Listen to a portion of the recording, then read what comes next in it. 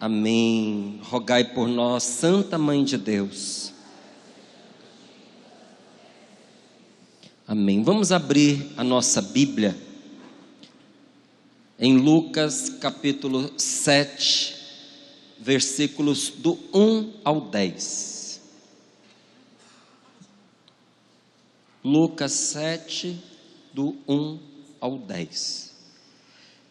Essa palavra é muito importante para todos nós que estamos aqui, porque às vezes nós queremos aplicar as coisas de Deus, regras que não procedem, não é? E a palavra de Deus nos mostra como fazer, mas às vezes porque a gente não tem intimidade com a Sagrada Escritura, ou porque a gente tem dificuldade de entender o que Deus está nos falando, a gente continua insistindo na coisa certa, mas de maneira errada.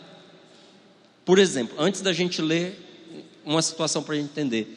Tudo neste mundo nós fazemos por meio do nosso corpo.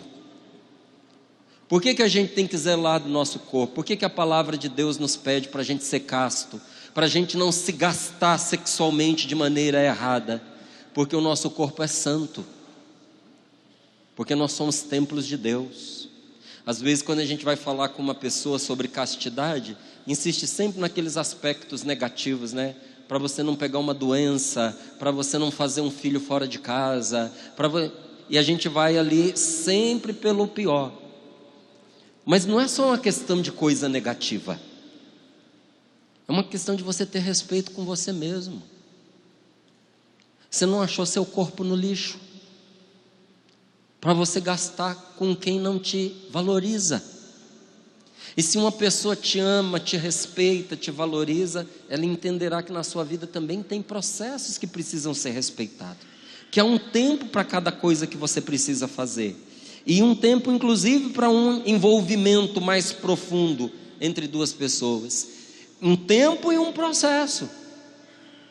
Por isso que namorado e namorada, noivo e noiva, quando entendem isso, entendem também que precisam esperar e guardar certas experiências para dentro do matrimônio.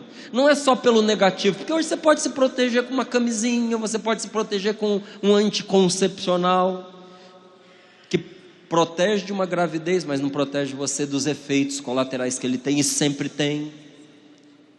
Mas existe algo pela qual o Senhor nos diz que nós devemos tratar o nosso corpo de maneira santa, porque nós somos santos. Põe a mão sobre você mesmo e diga: eu sou santo, mesmo em meio aos meus pecados. Sou santo porque aquele que é santo habita dentro de mim, porque eu tenho a presença de Deus comigo, porque o Espírito Santo habita em mim. Aí alguém pode perguntar: mas você acha, Márcio, que isso funciona na prática? Eu não acho, eu tenho certeza. Quantas e quantas vezes, ao me despedir de um filho meu que está saindo à noite para encontrar os amigos, para ir para uma festa, para ir para um baile, para ir para uma discoteca, mas eles vão? Vão. Eles não são do mundo, mas eles estão no mundo. E às vezes conversando com os meus filhos, digo: mas você gosta dessa música? Não gosto muito não, pai, mas meus amigos estão lá.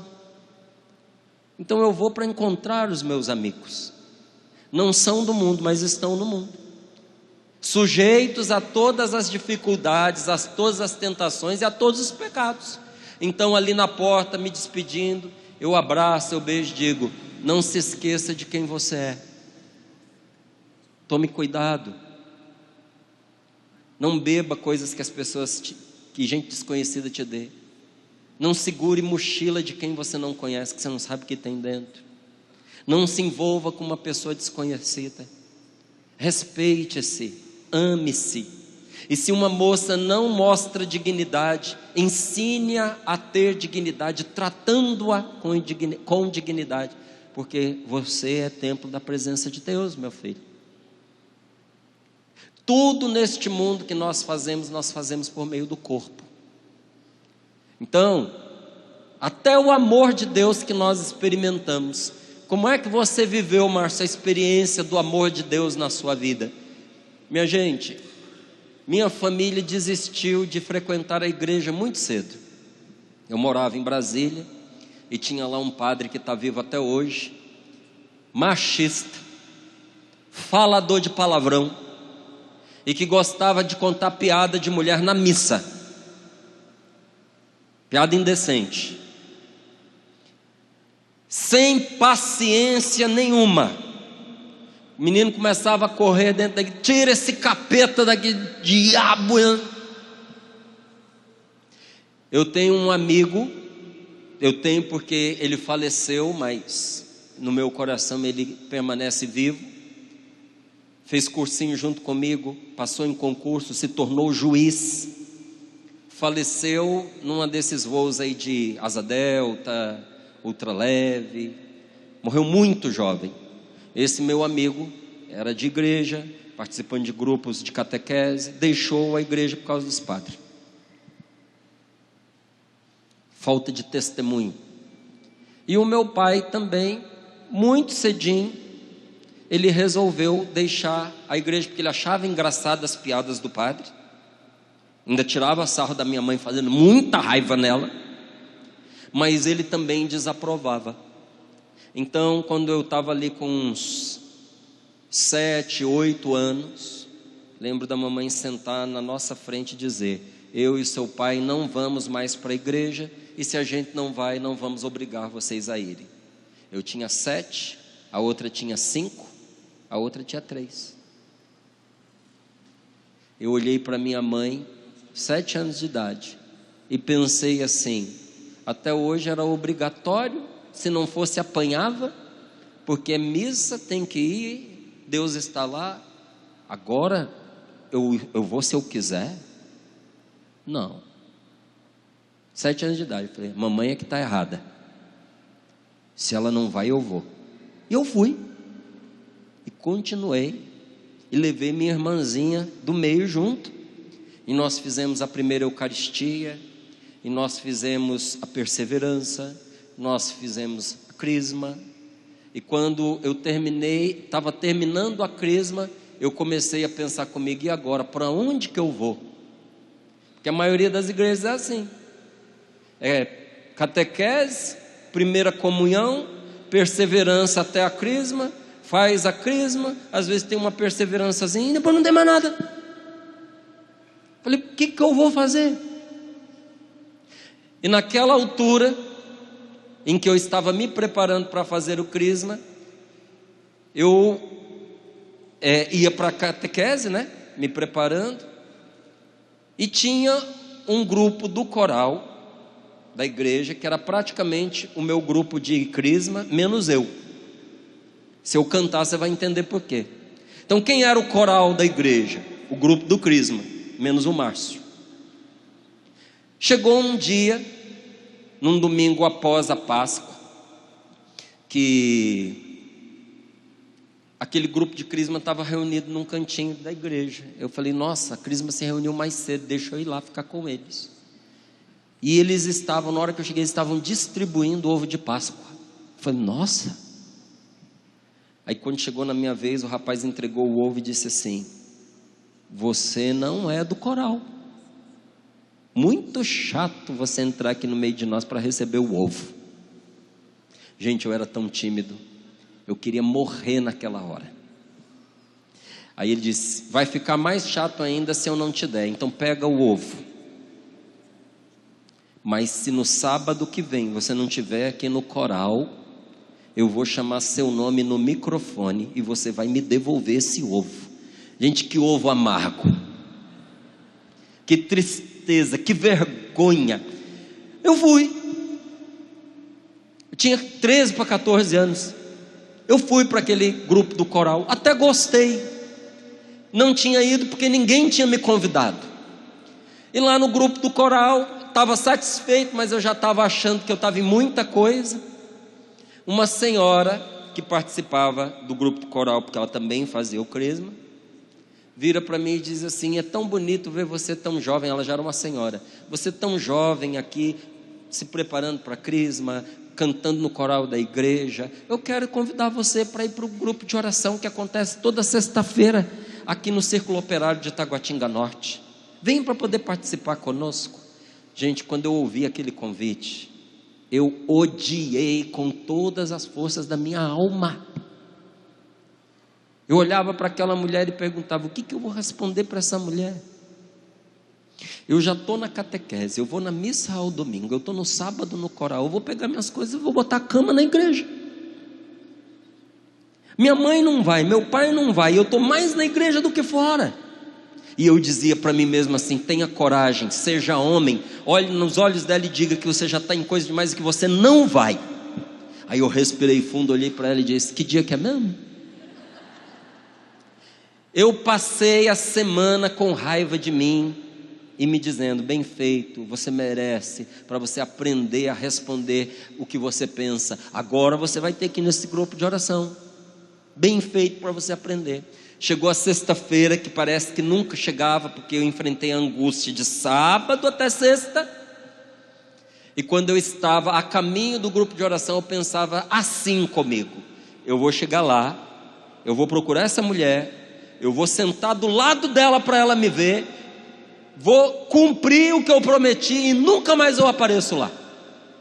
Quando eu cheguei naquele grupo de oração, tímido, achando que eu ia encontrar alguém da minha idade, era um grupo de oração de pessoas adultas. O mais novo tinha 24, 25 anos. E eu lá com os meus 13 para 14, completamente perdido. Eu disse: pelo menos eu conheço uma pessoa que é essa mulher. Não é que a miserável faltou no dia que eu fui? Faltou.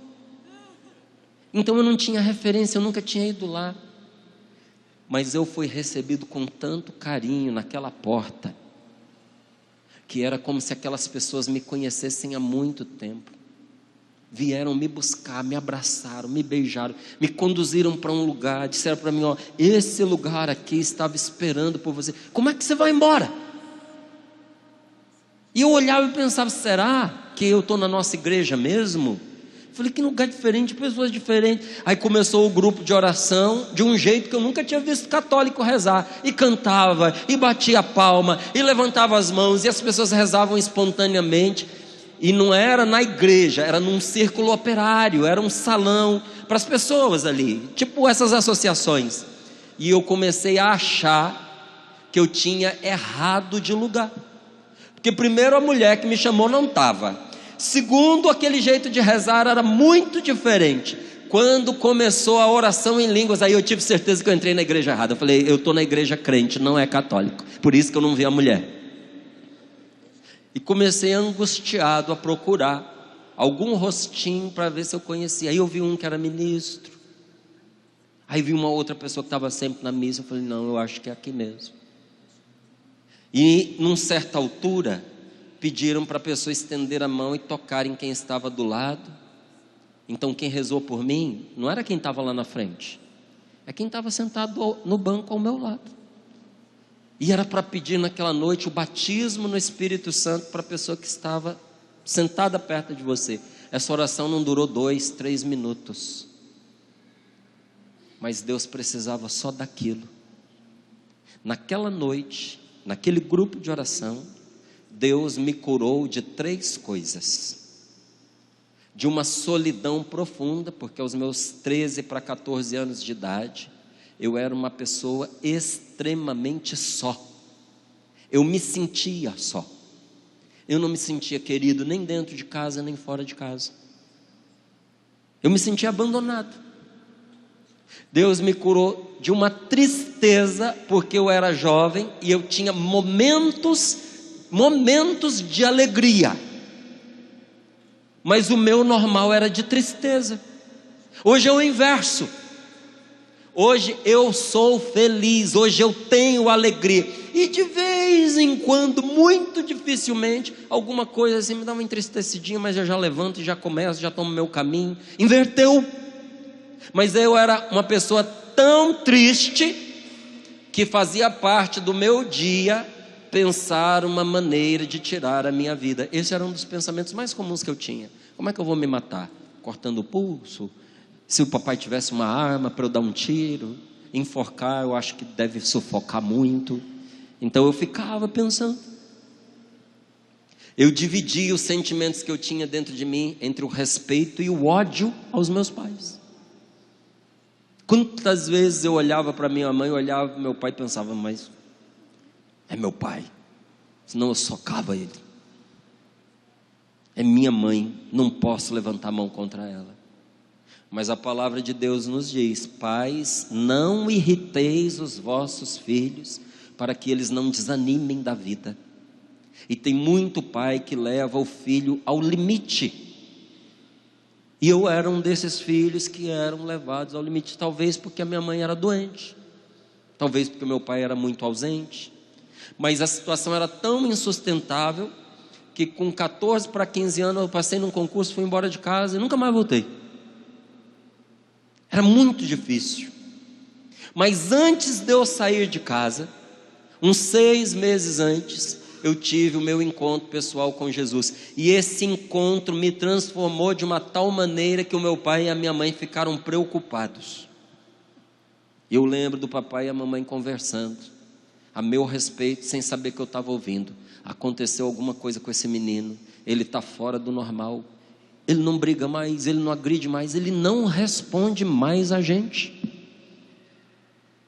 Eu fui lá, eu testei, eu fiz de tudo para tirar ele do sério, e ele quietinho, obediente. Meu pai preocupado, dizendo: eu já falei para você, eu te avisei, que esse negócio de igreja enlouquece a pessoa. Ficou louco.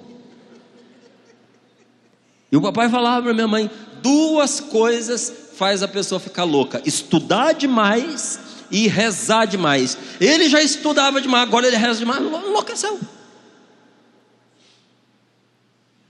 Eu lembro que para eu ir para o grupo de oração, eu tinha que começar a pedir no dia do grupo, para o próximo grupo. Então era na sexta, eu chegava, já avisava, e a minha mãe dizendo que não, e meu pai dizendo que não. Eu tinha que pedir entre lágrimas a semana inteira, para que eu pudesse ser liberado para ir na sexta-feira. Eu que não queria ir para aquele grupo. Com 14 anos, não foi uma nem 2 vezes, que a minha mãe nervosa, porque eu estava em grupo de oração 10 horas da noite, porque grupo de oração termina 9h30, 10 horas. Que ao sair do grupo, minha mãe estava me esperando, nervosa, e ia me batendo do grupo de oração até chegar em casa. Você já imaginou? Um garoto de 14 anos apanhando pela rua, não porque ele estava usando drogas, não porque ele estava no bar, não porque ele estava envolvido com alguém, mas porque ele estava rezando. Inclusive eu queria perguntar a você: alguém aqui alguma vez já apanhou na rua? Levanta a mão. Então, você que não apanhou, você precisa apanhar. Você precisa passar por essa experiência na sua vida. Eu te digo, é inesquecível. Era motivo para eu ficar extremamente magoado, ter ódio deles. Agora sim, eu tinha motivo para ter ódio, rancor. Era motivo para eu chutar tudo, desistir de Deus. Mas quanto mais eu era contrariado e perseguido, mais eu amava, mais eu perdoava e mais apaixonado por Deus eu ficava. Então, para aqueles que pensam assim: a sua família empurrou você para Deus. Não, minha família foi uma família de Deus, uma família católica, me educou na fé, me levou para a missa, me batizou. Mas o Espírito Santo, naquele grupo de oração, transformou a minha vida. Gente, eu sou uma pessoa tão diferente do que eu era, que um dia eu fui pregar em Brasília, minha terra natal. E a minha mãe, quando tem pregações como essa, ela vai por 2 razões. Primeiro, porque é uma coisa boa. E segunda, e a principal, porque o filho dela está lá. Então, por exemplo, se a minha mãe morasse aqui em Londrina, eu ficaria aqui do mesmo jeito que eu estou. No intervalo, você não ia para casa da sua mãe? Não, eu vim para o encontro, eu fico no encontro. Se a mamãe quiser me ver, ela precisa vir para o encontro. Quando é que eu vou estar na casa dela? O dia que eu for para estar na casa dela. Eu não vim para estar na casa, eu vim para estar no encontro. E ela, sabendo disso, ela foi no Stella Maris, em Taguatinga Norte. E aí a equipe, sabendo que a minha mãe ia, já tinha foto dela, eles esperando ela chegar. Quando ela chegou, eles levaram a minha mãe para a sala do pregador. E eu vi, estava no palco pregando, quando eles pegaram minha mãe e levaram para a sala do pregador. Eu disse: antes de eu atender as pessoas na fila, eu vou dar uma passadinha lá para pedir a bênção, falar com a minha mãe um pouquinho. Terminou a pregação, nem a minha mãe, nem a equipe que estava lá na sala do pregador viu. Eles não viram. E eu abri a porta, eles não ouviram. Eu escutei minha mãe falando assim: eu não sei de onde é que ele tira essas coisas que ele fica falando lá no microfone. Lá em casa não foi. Ele sempre foi da pá virada, ele sempre foi diferente. Inclusive lá em casa a gente não concorda com esse negócio que ele está falando aí não. A gente pensa diferente. E pensa mesmo, gente. Só que Deus, quando põe a mão sobre a gente, retira a gente do seio da nossa família, Ele realiza uma transformação completa em nós. E tudo começou pela boca de alguém que me convidou para aquele grupo de oração, pelas mãos de uma pessoa que me abraçou, que teve o carinho de me levar até aquele lugar, por alguém que colocou a mão sobre mim e rezou por mim. Mas você não está confundindo o que as pessoas fizeram com o que Deus fez? Não dá para confundir, porque eu também já tinha sido abraçado, eu também já tinha sido tocado, eu também já tinha sido recebido em outros lugares. Mas ali tinha uma coisa diferente, a graça de Deus atuava por meio daquelas pessoas. Tudo nessa vida se dá por meio do corpo. De novo, levante a mão por favor, quem tem filho ou filha, levanta a mão para ver você. Como é que você ama seu filho, sua filha? É com seu corpo. Se você ficar paralisado, vegetando em cima de uma cama, não tem como você ter a menor expressão de amor por alguém. Como é que eu amo meus filhos? Falando, beijando, abraçando, servindo, ajudando, fazendo um carinho, segurando pelo braço firme para poder corrigir. E o meu filho olha para mim, assusta às vezes com a firmeza da minha voz, mas ele entende, meu pai me ama, está preocupado comigo, quer que eu acerte na vida, quer que eu não me perca. Nesta vida tudo acontece por meio do corpo. Não foi bom quando nós rezamos juntos aqui? É tão gostoso quando uma pessoa olha para a gente e diz o que você disse para ela, que Deus a ama, que Deus está cuidando dela. E eu não tenho dúvida de que Deus falou com ela por meio de você. Eu não tenho dúvida de que quando você pôs a sua mão sobre ela, Jesus com você tocou nessa pessoa. E como é que a gente sabe na prática se foi mesmo? Pelos frutos. O resultado mostra se Deus estava ou não estava no processo. Eu olho para o meu passado, para a minha história, desde aquele grupo de oração, e eu tenho que dizer para você, é impossível que Jesus não tenha posto a sua mão sobre mim naquele dia, através daquela pessoa que eu nem me lembro mais quem foi, que rezou por mim. Agora, do mesmo modo que nesta vida tudo se dá por meio do corpo, no mundo espiritual, tudo acontece por meio da fé. Sem fé, é como se você estivesse sem corpo nesse mundo. Nesse mundo sem corpo você não toca, você não fala, você não beija. Até para Deus manifestar o amor dele para as pessoas neste mundo, ele precisa dos seus olhos, da sua boca, das suas mãos, das suas palavras. Para a gente fazer esse retiro aqui, se nosso Senhor não tivesse escolhido um pregador, ainda que não fosse eu, esse retiro não aconteceria e não teria a palavra de Deus proclamada e explicada, porque para falar aos corações neste mundo, Deus precisa de uma palavra, de uma voz, de alguém que Ele inspire, tudo por meio do corpo, mas no mundo espiritual, tudo por meio da fé. Uma pessoa que não tem fé é pior do que um corpo entrevado. Uma pessoa que não tem fé é pior do que um cadáver. Por isso que tem graça que a gente só alcança se pedir, mas tem uma graça que Deus dá para nós, mesmo sem a gente pedir. Você quer saber qual é a graça que Ele dá, mesmo se a gente não pedir? O começo da fé. Porque se você não tem fé, como é que você reza? Então você não reza. Se você não reza, como é que você vai ter fé? Se você não pediu. Então Deus dá o início da nossa fé sem a gente pedir, mas depois, crescer na fé, nós precisamos fazê-lo através da oração. Vamos aqui a essa palavra, Lucas capítulo 7, versículos do 1 ao 10. Lucas 7, do 1 ao 10.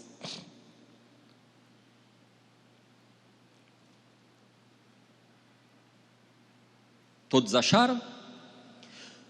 Quando Jesus terminou de falar estas palavras ao povo que o escutava, Jesus entrou em Cafarnaum.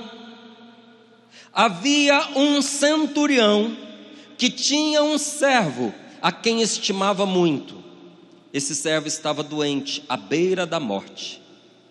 Tendo ouvido falar de Jesus, o centurião mandou alguns anciãos dos judeus pedir-lhe que viesse curar o seu servo. Quando eles chegaram a Jesus, recomendaram com insistência: ele merece esse favor, porque ama o nosso povo. Ele até construiu uma sinagoga para nós. Jesus foi com eles. Quando já estava perto da casa, o centurião mandou alguns amigos dizer-lhe: Senhor, não te incomodes, pois não sou digno de que entres em minha casa. Por isso nem fui pessoalmente ao teu encontro, mas dize uma palavra e meu servo ficará curado. Pois eu mesmo, na posição de subalterno, tenho soldados sob as minhas ordens. E se ordeno a um, vai, ele vai, e a outro, vem, ele vem. E se digo ao meu escravo, faze isso, ele faz. Ao ouvir isso, Jesus ficou admirado. Voltou-se para a multidão que o seguia e disse: eu vos digo que nem mesmo em Israel encontrei uma fé tão grande. Aqueles que tinham sido enviados voltaram à casa do centurião e encontraram o servo em perfeita saúde. Palavra da salvação. Vamos aplaudir de verdade a palavra de Deus. Aplauda para valer.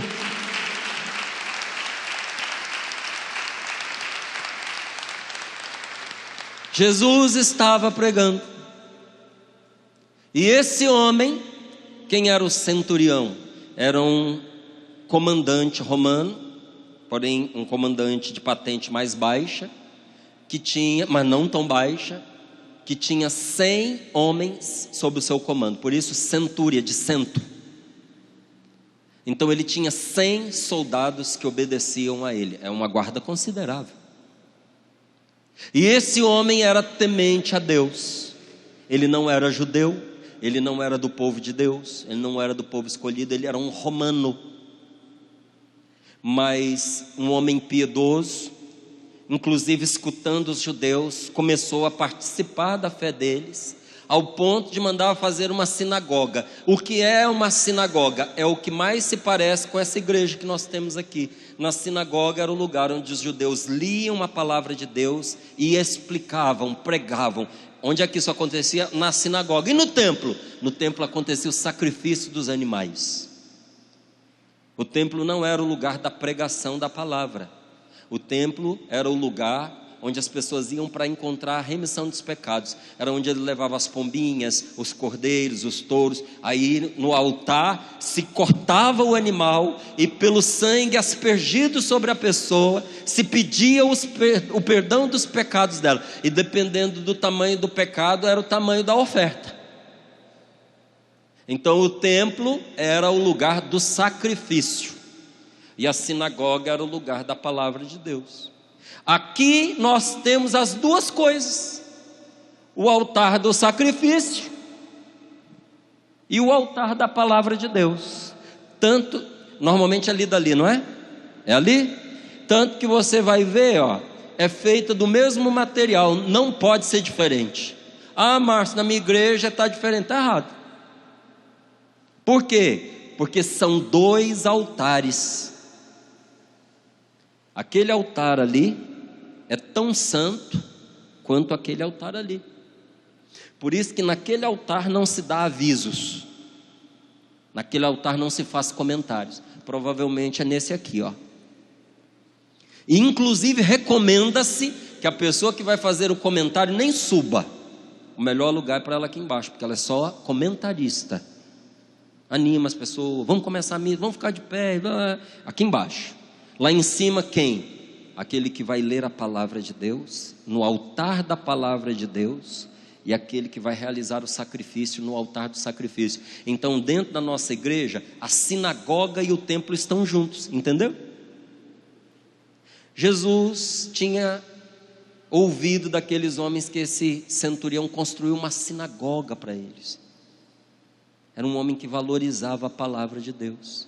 Só que ele se sentia indigno, tão indigno que ele não teve coragem de ir a Jesus pedir para ele curar o seu servo. Porque a gente pensa assim, que descaso, né? Ele mandou empregado ir lá. Não, ele se colocou abaixo dos empregados dele, mandou gente que ele achou que era melhor do que ele. Vou mandar esse aqui que é bom. Eu conheço os meus pecados. E olha que interessante.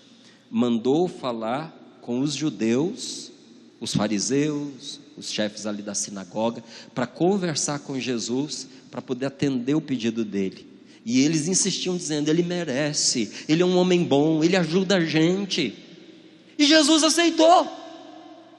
Jesus estava indo para a casa dele, mesmo ele sendo um pagão, um estrangeiro, porque um judeu religioso não entrava na casa de um romano, não entrava, era proibido por lei ter comunhão com os pagãos, mas Jesus ia lá porque pediram para ele ir.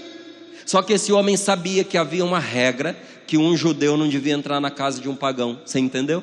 Por isso que ele manda na frente os funcionários, porque ele não queria desonrar Jesus. Ele disse, eu não sou do teu povo, eu não sou digno de que você entre na minha casa, mas eu tenho certeza que se o Senhor mandar, o que o Senhor mandar acontece. Porque eu tenho homens à minha disposição, e se eu digo, se a minha palavra diz faz, eles fazem. Basta, Senhor, uma palavra tua e o meu servo ficará curado. Jesus olha para aqueles homens e diz o seguinte, nem entre o povo de Deus escolhido eu encontrei uma fé desse tamanho. E pela fé daquele homem, a cura do servo dele aconteceu. Olha aqui para mim, você acredita que pela nossa fé, milagres podem acontecer? Então, eu fui pregar em Brusque, Santa Catarina, uns anos atrás. E os mesmos avisos que eu dou num canto, eu dou no outro. Era um encontro para umas 150 pessoas, num sítio, afastado da cidade. As pessoas acampam lá, dormem lá. E eu fui para poder pregar o retiro para essas pessoas. Era sábado de manhã, primeiro intervalo. E eu tinha acabado de dar um aviso. E o aviso era, minha gente querida, por favor, não peça para poder ir para um cantinho comigo para rezar. Porque a gente vai para rezar por uma pessoa, é meia hora.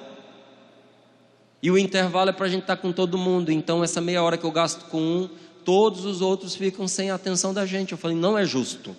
Todos nós estamos aqui para nos encontrar, então vamos viver juntos um momento de oração. E terminei perguntando, vocês entenderam? Sim, nós entendemos. Eu falei, então o que é para fazer? Não procurar para pedir oração em particular no intervalo. Eu falei, exatamente. Eu falei, então vamos agora sair para a gente tomar o nosso café. E enquanto eu recolhi a minha Bíblia, uma senhora veio lá do fundo da sala, andando devagarinho na minha direção. Gente, enquanto ela caminhava, eu pensava, não entendeu nada do que eu falei. Já sei o que ela vai fazer. Fui pegando as coisas e fui ensaiando como eu ia dizer para ela que não. Só que quando ela estava a uns 4 passos de mim, ela foi abrindo a camisa. Tudo queimado. Com esparadrapos, curativos feitos, mas dava para ver tudo queimado. E eu fui desarmando. E quando ela pensou em abrir a boca, eu disse a mim mesmo, a ideia de não rezar é para a gente ter tempo com todo mundo. Mas se eu não rezar por essa mulher, ela vai desabar, chorar aqui na minha frente. Eu vou gastar mais tempo consolando ela do que atendendo em oração. Ou egoísmo, eu vou rezar, que é mais rápido. E quando ela abriu, eu deduzi o que ela tinha. Ela não tinha condições de falar. Os lábios começaram a tremer, o marido estava do lado. Eu disse para ela assim: a senhora ouviu o aviso que eu dei? As lágrimas caíram do rosto dela. Aí ela fez que sim. Falei, que bom. E a senhora veio para pedir oração, não foi? Aí ela balançou a cabeça. Falei, eu vou rezar pela senhora. Falei, eu não sei o que a senhora tem, mas eu deduzo. Mas não é importante que eu saiba. Porque aquele que sabe já está aqui entre mim e a senhora. E é Jesus mesmo, em pessoa, que vai impor as mãos sobre a senhora. E pondo as mãos sobre ela, pedir: Senhor, cura esta tua filha deste mal, deste câncer. Abençoe-a. O Senhor conhece o coração dela. O Senhor a ama mais do que eu sou capaz de amar. E o Senhor pode fazer por ela mais do que ela é capaz de pedir. Jesus, nosso Senhor e Salvador, mostra quem tu és. 2 minutinhos, terminei de rezar. Fomos para o intervalo. No outro dia, domingo, ela estava lá, participou. Nós nos despedimos. Passamos quase 6 anos sem nos vermos. Aí eu fui em Brusque, ano passado. Aí cheguei lá, coordenador do encontro, ouvindo essas coisas que eu partilho aqui com vocês. Na hora do intervalo, sentou comigo para tomar um café e disse assim: Márcio, eu não tenho facilidade de acreditar nessas coisas de cura e de milagres, não. Aliás, eu duvido bastante. Mas como é você que está falando, eu vou dar o benefício do crédito. Mas em suma ele estava me dizendo: mesmo você dizendo, me custa crer, vou dizer que acredito para não perder a amizade. A hora que eu respirei para responder, uma pessoa se aproximou e disse: mas você já terminou aí? Que tem uma senhora que precisa muito falar com você antes de você voltar ao palco. Falei, tá bom, pedi licença. Fui lá, uma senhora chamada Márcia estava me esperando. E ela disse: há 6 anos atrás, eu vim aqui com o meu marido. E eu estava sentada lá no fundo, e eu fui ao seu encontro para você rezar por mim. Eu tinha câncer. O câncer estava nesta região. A minha cirurgia estava marcada para quarta-feira, porque eu estava fazendo tratamento, mas mesmo assim eu teria que passar pela cirurgia, e não seria fácil. Eu vim para o retiro com a cirurgia marcada na quarta. Você rezou por mim no sábado. No domingo nós participamos. Na quarta-feira, quando eu cheguei ao médico, o médico precisou desmarcar a cirurgia, porque ele me revirava do avesso e não achava câncer. Ela disse: há 6 anos eu estou completamente curada. Eu faço exames todos os anos, não há registro, sinais de um câncer que comprovadamente eu tinha. Eu tenho todos os exames. Naquele dia, naquela hora, Jesus me curou. Estou curada do meu câncer.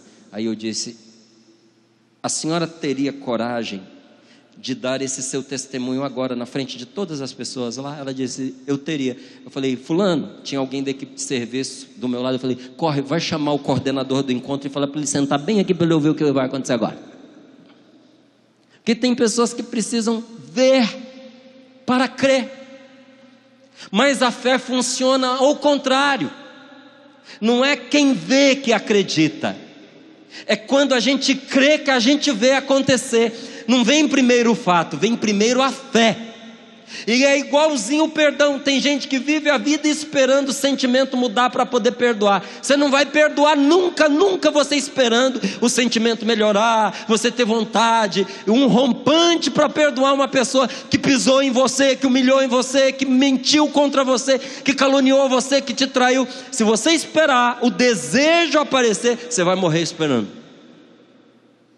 Primeiro você perdoa, até a contragosto, e em seguida vem a cura. Por que eu nunca me curei, Márcio, desse sentimento? Porque você nunca tomou a decisão de perdoar a pessoa. Quando você perdoa, o Espírito Santo tira o espinho, tira o punhal que estava cravado. E quando tira o punhal, Deus pode curar o seu coração, porque duas coisas diferentes são a mágoa e a falta de perdão. Tem gente que está magoado, o coração dói, porque ainda não perdoou e a cura não acontece. Tem gente que acabou de perdoar e o coração ainda está doendo. Será, Márcio, que eu perdoei de verdade? Perdoou. E por que eu ainda sinto essa dor? Porque a ferida acabou de ser libertada dessa punhalada. Agora é um processo, vai fechar, vai curar aos pouquinhos. Está em processo de cura, mas são duas coisas diferentes. Primeiro o perdão, depois a cura. Primeiro a fé, depois o milagre. Essa mulher teve tal fé que mesmo contra toda perspectiva, ela foi lá mostrar o peito dela e pedir a oração. Esse centurião fez a mesma coisa.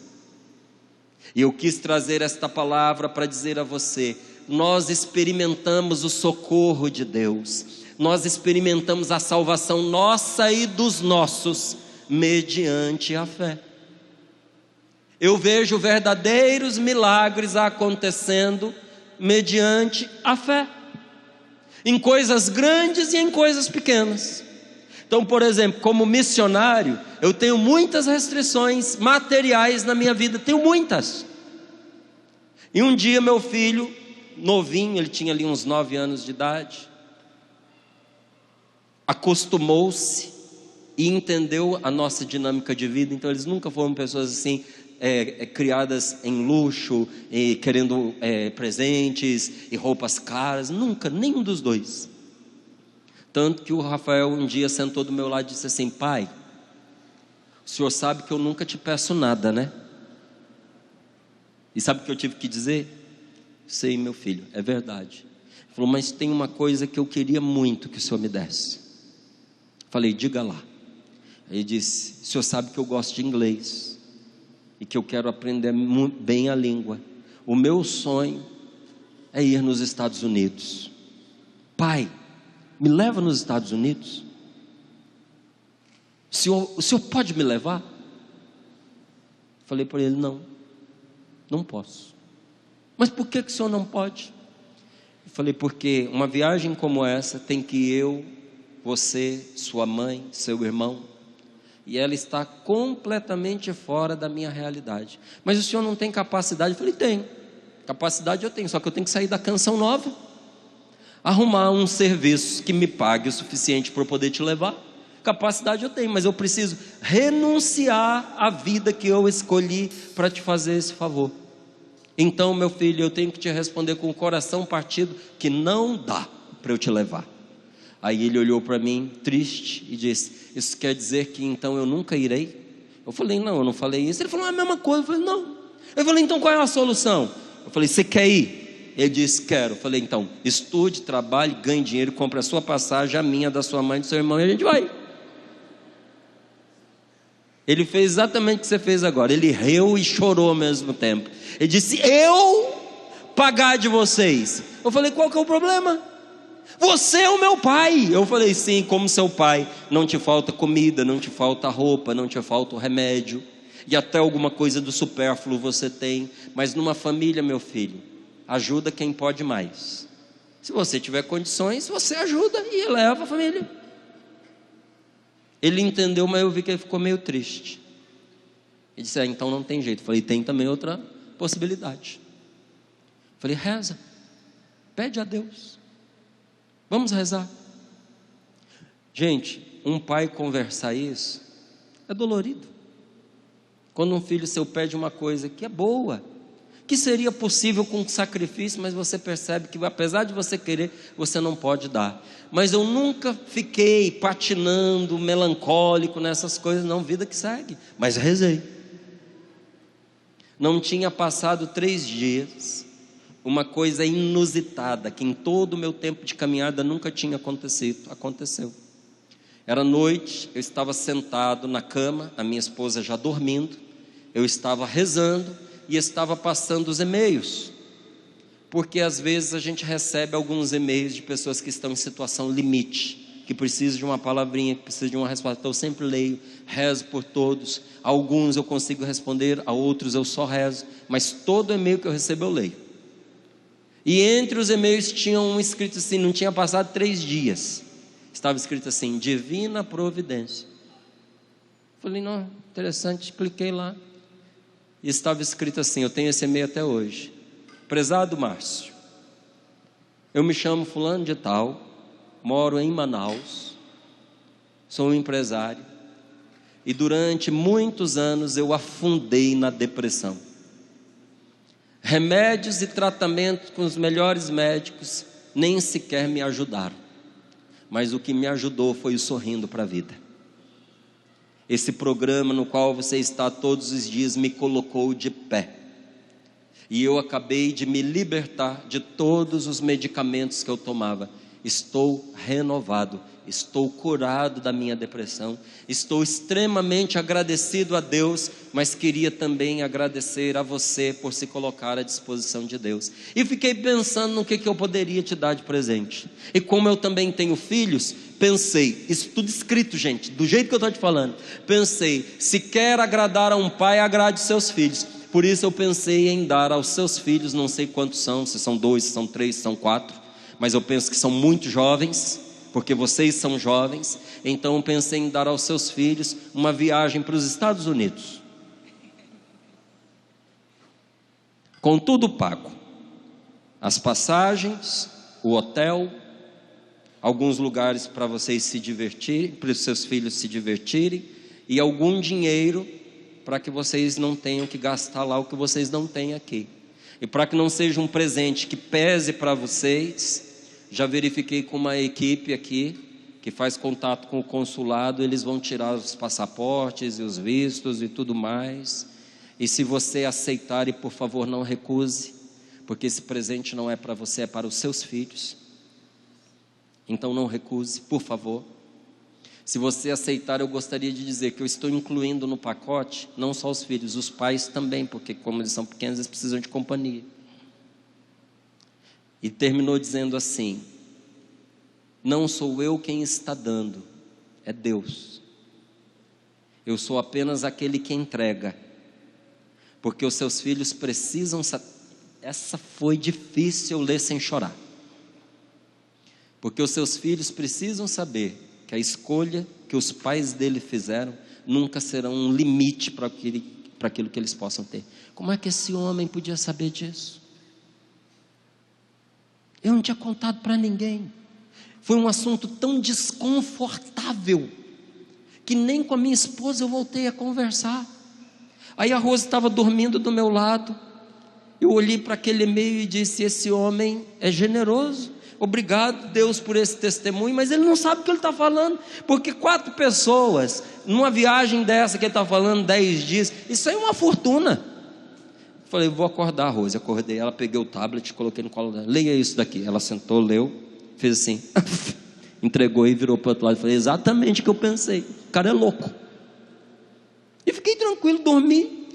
No outro dia, a Rose senta comigo para tomar o café da manhã. Ela diz assim: você não sabe que sonho louco que eu tive? Eu acho que eu fiquei impressionado daquela sua conversa com o Rafa. Falei, o quê? Ela disse: eu sonhei que você tinha recebido um e-mail e que um homem falou que ia pagar a viagem. Aí ela foi falando, eu me irrito, gente, com essas coisas. Eu fui ficando irritado, peguei o tablet, comecei a procurar ela falando.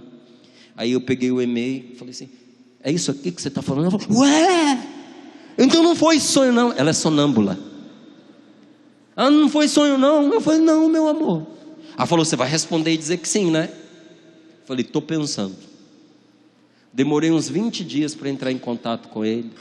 Fui pesquisar o nome dele para ver se existia. Descobri que era uma pessoa séria. Entrei em contato para agradecer, mas eu ia dispensar, porque era algo muito, muito grande.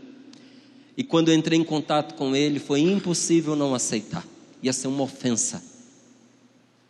E esperei todo o processo direitinho. Quando estava tudo certo para a gente ir, eu imprimi o e-mail, coloquei nas mãos dos meus filhos para que eles pudessem ver o que eu vi. Nós temos um Deus que nos escuta nas nossas grandes e nas nossas pequenas necessidades. Mas a resposta vem pelo um ato de fé. Primeiro você acredita. E depois aquilo que você acredita chega nas suas mãos. Acreditar em Jesus. Acreditar no Senhor. Acreditar, sabe o que significa? Significa você confiar e depender somente de Deus e de mais ninguém. De quem que você tem dependido? Em quem que você tem confiado? Tem muita gente ferida, sofrida, inclusive questionando se vai continuar com a sua família ou não, porque depositou a sua confiança em pessoas. Eu quero dizer para a senhora que está aqui, às vezes sofrendo com o seu matrimônio e com o seu marido, enquanto a senhora insistir em confiar em seu marido mais do que a senhora confia em Deus, a sua vida vai ser uma tristeza, vai ser uma angústia, vai ser um sofrimento, porque o seu marido não dá conta de responder aos seus anseios, como a senhora também não dá conta de ser para o seu marido aquilo que ele precisa. A senhora aqui que tem filho homem, levante a mão por favor. Eu tenho uma bela notícia para a senhora. A senhora vai perder esse homenzinho para uma outra mulher. E essa mulher dará à senhora o privilégio de se tornar a mais bela e linda e nova sogra. E quantas mães estão angustiadas, entristecidas, sofridas, infernizando os próprios filhos, destruindo o casamento do filho, porque não aceita a nora, porque a nora não está à altura do filho, porque a nora não merece aquele rapaz, porque ela concorda que ele case, mas não com aquela mulher. Sabe como é que isso se chama? Ciúme e inveja.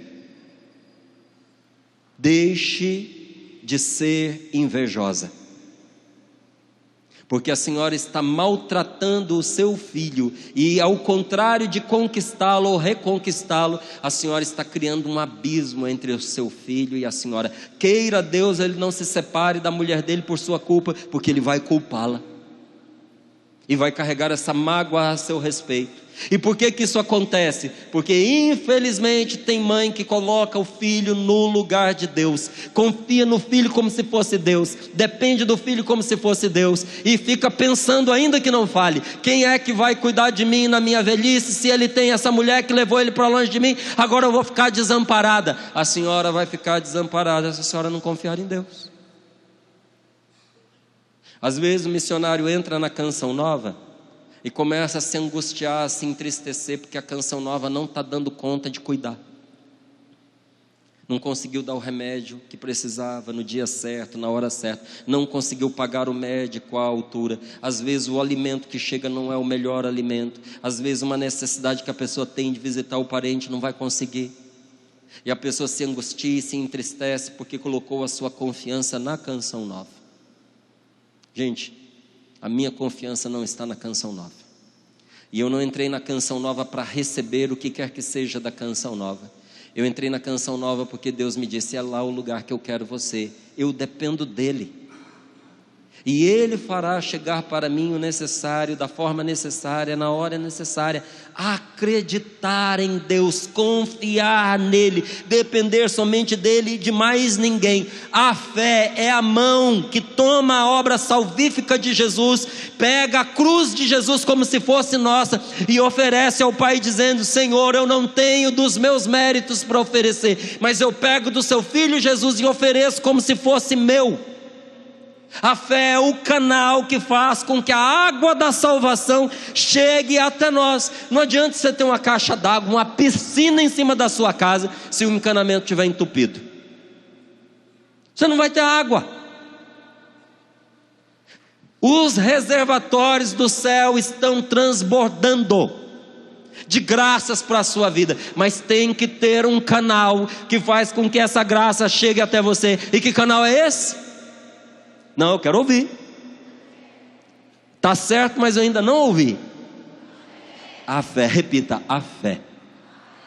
Eu preciso de fé.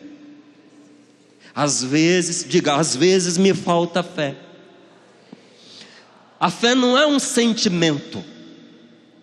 Nós vivemos a nossa fé em cada circunstância da nossa vida. E é assim que se torna possível nós experimentarmos em cada momento a salvação de Jesus. Há uma palavra que diz assim: o justo vive da fé. Como assim vive da fé? Caminhando de fé em fé, um passo a cada dia. Você já viu que a cada dia é um problema? Já ou não? Você já viu que cada dia tem o seu desafio? Jesus disse: a cada dia basta o seu mal. A cada dia um cuidado, a cada dia um trabalho. Todos nós que estamos aqui enfrentamos desafios diariamente, na família, no trabalho, com a saúde, com a criação dos filhos. Tem alguém aqui que não tem nenhum problema na vida? Levante a mão aqui quem a vida está fácil. Porque se você levantar, você vai vir aqui na frente e ensinar para a gente segredo, porque eu não sei. Não tem vida fácil para ninguém. Se você trabalha para um patrão seu e você acha que ele tem vida fácil, é porque você é desatento e você não conhece a vida dele. Porque talvez se você conhecesse, você ia dar graças a Deus pela sua. E diante de cada desafio, uma resposta de fé. Por que Deus não tira as dificuldades, os desafios da nossa vida? Porque se tirar todos os obstáculos para o seu corpo, você não vai chegar aos 50, 60 anos. Você vai ficar um corpo sem força. Você vai ficar atrofiado. São as dificuldades que você enfrenta na sua vida que te põem vibrante, cheio de energia, disposto. Você já viu que tinha gente que trabalhava, fazia muitas coisas e vivia bem, se aposentou, ficou em casa, morreu? Às vezes alguém disse assim: nossa, esperou aposentar para morrer. Não, foi a aposentadoria que matou ele. Boa sorte para você que quer aposentar para ficar à toa em casa. Me avisa para eu despedir de você. Eu falo para minha esposa: eu não quero ficar sem trabalhar. Porque na Canção Nova, quando a gente chega numa idade, a gente é dispensado de cumprir aquela rotina. Ficou idoso. E tem idoso que fica enfermo, então não dá para ir trabalhar. Eu quero saúde para eu trabalhar, porque o trabalho da gente mantém a gente ativo.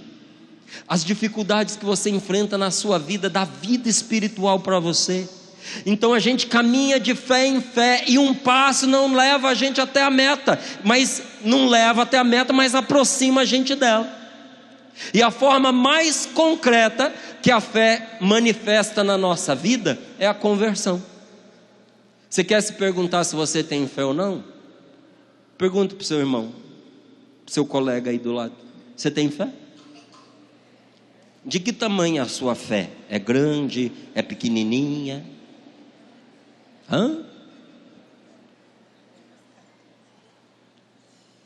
Pode perguntar. Pergunta se você sabe medir a sua fé.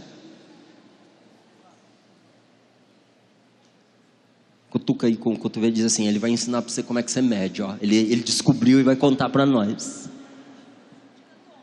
A fé se mede pela sua conversão. Não é pela sua santidade, não é pela sua perfeição, porque aqui entre nós não tem nenhum perfeito. Olha para a pessoa aí que sentou do seu ladinho, olha para os olhos dela, para o rosto dela, para as orelhas dela. Diga para ela: você é até joinha, mas perfeito você não é não. Sua esposa está do seu lado, fala para ela: é, meu amor. Não, sua esposa está do seu lado, pode dizer para ela: você é perfeita, querida. Você é uma exceção à regra. É para a gente manter a harmonia conjugal. Você não é perfeito.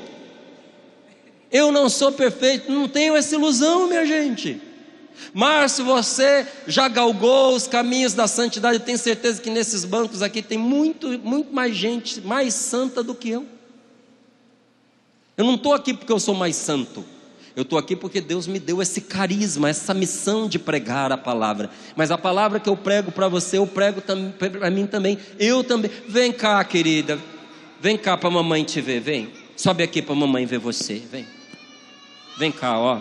Sobe aqui. Vamos achar a mamãe. Olha lá. Achou! É? Vai lá, mamãe. Opa. Corre, dá um abraço na mamãe. Corre, dá um abraço. Obrigada. Pronto, sarou. A fé se mostra pela conversão. Eu não mudo porque eu tenho medo do inferno. Olha, já vivi muitos altos e baixos na minha vida, mas eu tenho mudado a cada dia porque eu sou apaixonado por nosso Senhor Jesus Cristo, porque fora dele não existe vida. Já testei, já experimentei, já errei, e todo arrependimento que eu tenho não foi daquilo que eu deixei de fazer. Tem gente que tem arrependimento do pecado que não cometeu, das pessoas que não usou. Tenho não. Meu arrependimento foi de ter errado, não porque meu Senhor me condena, mas porque eu não precisava ter passado por aquela experiência difícil e aprender da melhor maneira, da pior maneira. A nossa fé se mostra quando nós voltamos o nosso coração e a nossa vida para Deus, porque tem muitas pessoas que estão muito perto de Deus, mas que permanecem frias, que permanecem em trevas, porque não basta você estar perto de Deus no grupo de oração, indo na missa, rezando até o terço. Não adianta você estar perto de Deus, das coisas de Deus. Tem gente que convive com pessoas de Deus, mas o seu coração está na escuridão, porque além de você estar perto do Senhor, você precisa apresentar para Deus a face escura e tenebrosa da sua vida, para que Ele a ilumine. Tem uma face escura na minha vida e uma na sua, aquelas coisas que você não quer que ninguém saiba a seu respeito, aqueles pensamentos horrorosos que você tem, até alimenta, cultiva, mas você não tem coragem de dizer em voz alta, porque você sabe que é horrível.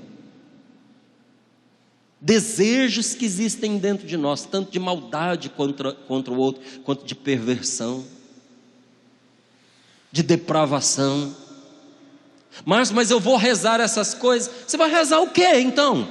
Leve a parte gangrenada da sua vida aos pés de Jesus. Leva o câncer da sua alma aos pés de Jesus. Leve a parte apodrecida da sua vida aos pés de Jesus, para que Ele a ilumine e para que Ele transforme. Do que adianta você colocar máscaras, você fingir que a sua vida é uma vida bonitinha, boa, se por dentro você está caindo de podre? Riso no rosto, sempre um sorriso alegrinho. Quanta gente matou-se, tirou a própria vida, cometeu o suicídio, e as pessoas tiveram um susto e disseram assim: mas ela estava tão bem. Essa semana eu e a Rose participamos de uma reunião de oração, e a esposa foi sozinha. Eu perguntei: mas cadê o seu marido? Minha esposa perguntou: cadê o seu marido? Ela falou: está muito ruim, está muito mal, está numa depressão profunda. Eu falei: mas semana passada eu encontrei ele nessa mesma reunião, e ele estava com a carinha tão boa, tão alegrinho. Às vezes o rosto não mostra o que o coração está vivendo. Meu amigo, não viva de aparência. Sabe quem é que manda a gente viver de aparência? Quem manda a gente viver de mentira? O pai da mentira. O diabo nos convence a arrumar desculpa para as situações que nós vivemos, mas Jesus nos manda falar a verdade, nos manda pedir perdão, nos manda trazer o nosso coração apodrecido e colocar aos pés dele, para ele fazer coração novo. Hoje é possível caminhar na presença do Senhor, voltar para Deus, experimentar uma mudança total na nossa vida, graças ao socorro de Deus. Conversão é mudança de vida. E uma mudança de vida não se resume a uma mudança de moral. Eu achava que ficar prevaricando não era problema, agora eu sei que é problema. Eu achava que a gente podia sair por aí transando à vontade, enchendo a cara, usando droga, e agora eu sei que não é. Eu mudei, agora eu tenho uma moral mais rígida. Conversão não é mudança de moral. A mudança de moral é uma consequência. Conversão é mais do que uma mudança de conduta, de comportamento. A pessoa mudou, agora ela age de uma maneira diferente que ela agia antes. Isso é consequência. Então o que é conversão? É troca. Você vai para os Estados Unidos, você vai para a Europa, vai adiantar você levar real? O povo vai rir de você. No Paraguai ainda aceita, Mas se você cruzar o Atlântico, ninguém vai querer sua moedinha lá não. Eu fui para Israel, uma senhora levou um pote daqueles de maionese Hellmann's gigante, cheio de moeda. Que tristeza, gente, quando ela tirou aquilo da bolsa, devia estar pesando uns 15 quilos. Aí ela virou para mim e disse: Márcio Mendes, eu trouxe para te entregar aqui na Terra Santa o meu generoso para a canção nova, 15 quilos. Aí ela tinha um outro pote do mesmo tamanho com umas notas, e ela com toda tristeza disse: esse daqui tinha o mesmo tanto de moeda, mas um infeliz trocou por nota. As notas eu peguei e trouxe para o Brasil, as moedas eu deixei lá. Como é que eu ia carregar 15 quilos de moeda? Até para você passar no detector de metal aquilo é complicado. Tentei dar para o povo lá brasileiro lá, ninguém quis, não serve para nada, não troca no câmbio. O que é conversão? Você vai para a Terra Santa, você vai para a Europa, você pega o seu dinheiro em real e você converte, você troca em euro. O que é conversão? É você trocar, entregando uma vida desvalorizada pelas feridas do pecado.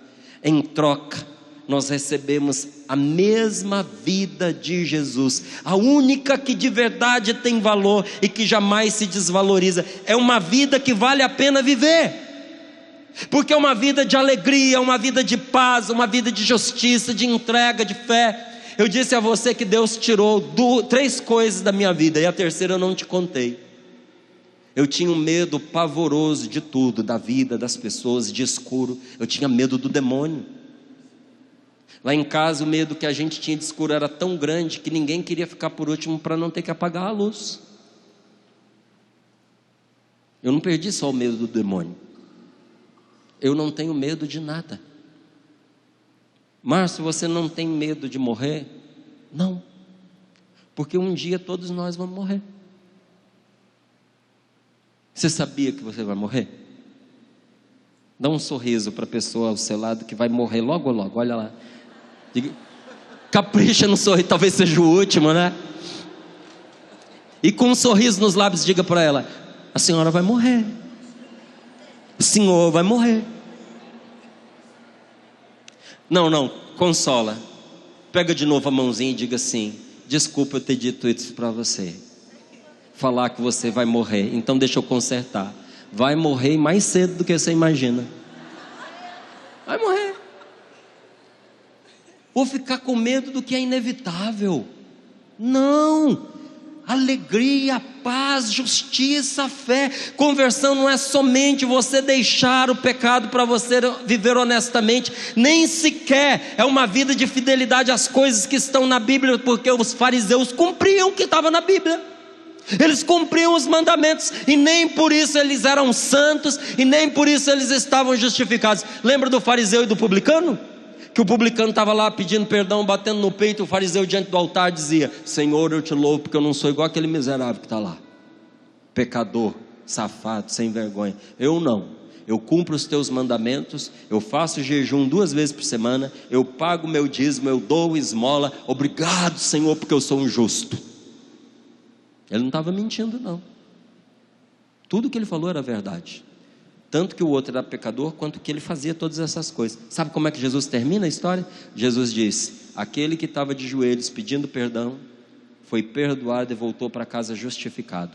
O que estava de pé, contando vitória e cantando louvores a si mesmo, esse voltou para sua casa sem ser justificado, desagradável a Deus. Então conversão é mais do que isso.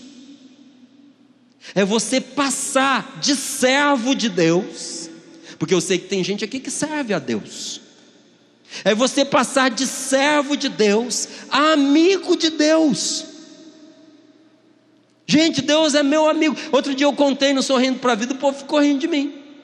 Eu falei: acordei no dia de manhã, abri a janela, estava um nascer do sol esplendoroso. Gente, quanta nuance de cor naquele céu. Eu virei para Deus e disse: o Senhor está de parabéns, o dia de hoje foi melhor do que o de ontem, está bonito desse jeito.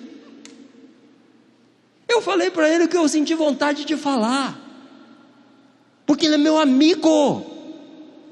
E quantas vezes chorando no ombro dele eu disse: meu amigo, eu errei, me perdoa, eu estou triste, porque eu sei que o Senhor me perdoa, mas eu não queria ter agido assim. Perdoa, Senhor, esse pecador miserável.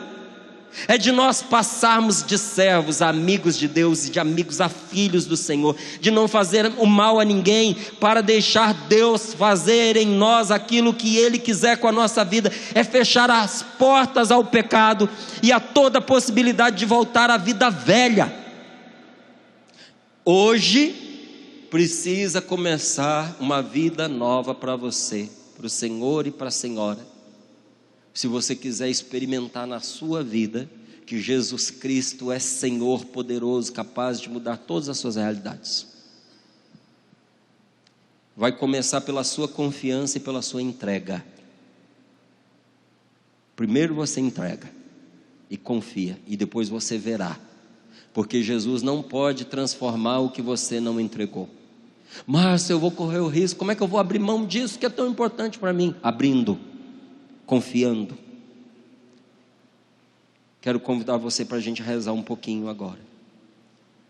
Você se importa da gente fazer essa oração em pé?